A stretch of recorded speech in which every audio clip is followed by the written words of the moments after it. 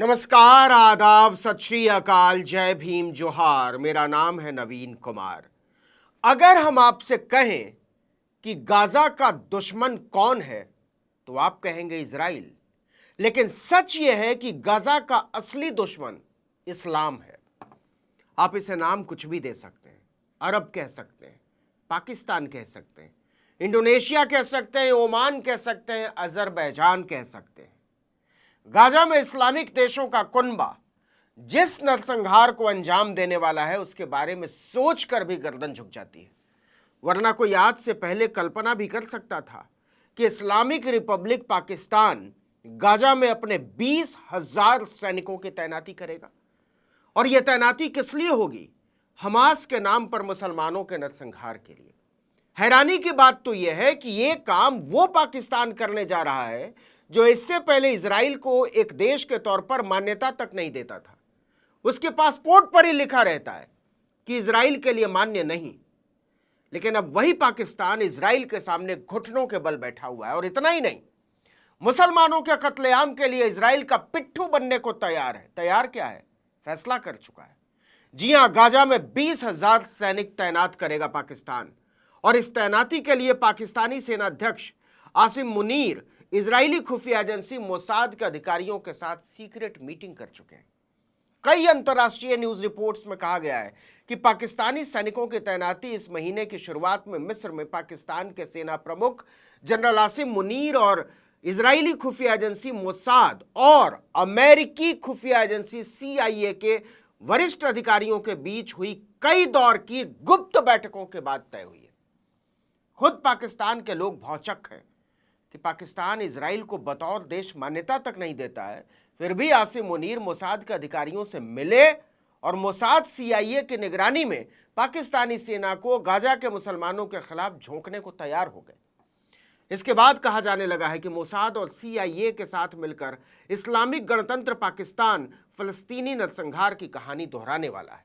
और इसे नाम दिया गया है स्थिरीकरण और पुनर्वास प्रयास कार्यक्रम का। लेकिन इसकी पूरी निगरानी और कमान पश्चिमी देशों के हाथ में होगी। पाकिस्तान के इस फैसले के बाद देश के अंदर ही विवाद शुरू हो गए। पाकिस्तान के कई पूर्व डिप्लोमेट और एक्सपर्ट्स ने पाकिस्तानी सेना के इस फैसले की आलोचना की है और इसका कड़ा विरोध किया है। लेकिन फैसला तो हो चुका है।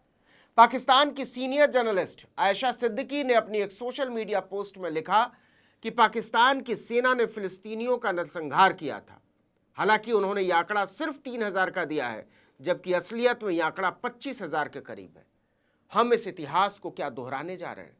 इस पोस्ट पर जवाब देते हुए पाकिस्तान के पूर्व अमेरिकी राजदूत मोईद पिरजादा ने लिखा है, तो आप ये कह रहे हैं कि सेना की मुस्लिम पहचान और पाकिस्तानी राष्ट्रवाद एक सोची समझी चाल थी और असली पहचान अंग्रेजों द्वारा बनाई गई सैन्य इकाई के इर्द गिर्द गढ़ी गई थी, बलूच रेजिमेंट, के पंजाब वगैरह वगैरह। अमेरिका और इंग्लैंड में छप रही तमाम रिपोर्टों के मुताबिक पाकिस्तानी सैनिकों को वैसे तो गाजा में लोगों के पुनर्वास कार्यक्रम के तहत भेजा जा रहा है, लेकिन उसकी जिम्मेदारी गाजा में हमास के बचे आतंकियों को मारने की होगी। और इसके नाम पर मुसलमानों के नरसंहार का यह खेल मुसलमान खेलेंगे। इससे दो काम हो जाएंगे। पहला तो यह कि इजरायली सेना को आराम करने का मौका मिल जाएगा जिसकी उसे सख्त जरूरत है। और दूसरे, जब मुसलमान खुद मुसलमानों को मारेंगे तो गाजा में नरसंहार को लेकर विरोधी ज्यादा सवाल नहीं उठा पाएंगे। बहुत सोच समझकर पाकिस्तान को यह जिम्मेदारी इसलिए दी गई है ताकि गाजा को पश्चिमी देशों के मुताबिक ठंडा किया जा सके। खबरों के मुताबिक इस योजना में कथित तौर पर पाकिस्तान को इंडोनेशिया और अजरबैजान के साथ काम करना होगा, जिन्हें पश्चिमी और अरब मध्यस्थों के नेतृत्व वाले गाजा प्रशासनिक ढांचे में सीमित शांति स्थापना के लिए भेजा जा रहा है। गौर कीजिए, तीनों ही इस्लामिक देश हैं, यानी वो देश जो इस्लाम को आधार बनाकर हमास का समर्थन कर रहे थे, वो अब अमेरिका के इशारे पर हमास के लड़ाकों के नाम पर इजरायली आतंक का विरोध करने वाले हर मुसलमान को मारने का काम करेंगे। क्या गजब की बात है कि इस काम के लिए इस्लामिक देशों को जो देश रजामंद कर रहा है वो एक और इस्लामिक देश जॉर्डन है। पिछले दिनों इसी मकसद से पाकिस्तान के army chief Asim Munir Jordan के किंग शाह अब्दुल्ला और ज्वाइंट चीफ ऑफ स्टाफ के अध्यक्ष मेजर जनरल यूसुफ हुनैती के साथ अहम बातचीत करने राजधानी ओमान पहुंचे थे। न्यूज एजेंसी पेट्रा के मुताबिक इस मुलाकात में सभी पक्षों की गाजा में भूमिका को लेकर विस्तार से चर्चा की गई। आपको बता दें कि जॉर्डन गाजा का सबसे पड़ोसी देश है और अगर पाकिस्तान अपने सैनिकों को गाजा भेजता है तो उसे जॉर्डन से भविष्य में मदद की जरूरत पड़ेगी। यानी अब यह शीशे की तरह साफ होने लगा है कि आसिम मुनीर को डोनाल्ड ट्रंप प्रोटोकॉल तोड़कर बार बार व्हाइट हाउस क्यों बुला रहे थे और उन्हें इतनी तवज्जो क्यों दे रहे थे। और न केवल आसिम मुनीर बल्कि डोनाल्ड ट्रंप इसी वजह से पाकिस्तान और उसके प्रधानमंत्री शहबाज शरीफ की बार बार तारीफ कर रहे थे। लेकिन इस चक्कर में यह बात और साफ हो गई है कि गाजा पट्टी में मानवता के प्रश्न उठाने का इस्लामिक देशों का दावा कितना फर्जी, कितना झूठा और कितना बकवास है। इस्लाम तो खड़ा ही हुआ है अन्याय और जुल्म के खिलाफ आवाज उठाने के आधार पर। मिट जाएंगे लेकिन जुल्मी के आगे हथियार नहीं डालेंगे। करबला की लड़ाई क्या है? यही तो है। लेकिन जिस तरह से पाकिस्तान, इंडोनेशिया, अजरबैजान, कतर और अरब जैसे इस्लामिक देश इजराइल के आगे दुम हिलाते नजर आ रहे हैं, उसे देखकर साफ लगता है कि ये कुछ भी हो सकते हैं, कम से कम इस्लाम को मानने वाले तो नहीं हो सकते। गाजा के मामले में तो साफ लगता है कि ये केवल नाम के मुसलमान बचे। वैसे भी सोचिए तो गाजा में 2 साल से ज्यादा समय तक जारी नरसंहार में क्या अरब देशों ने कोई मदद की? बिल्कुल नहीं की। क्यों नहीं की?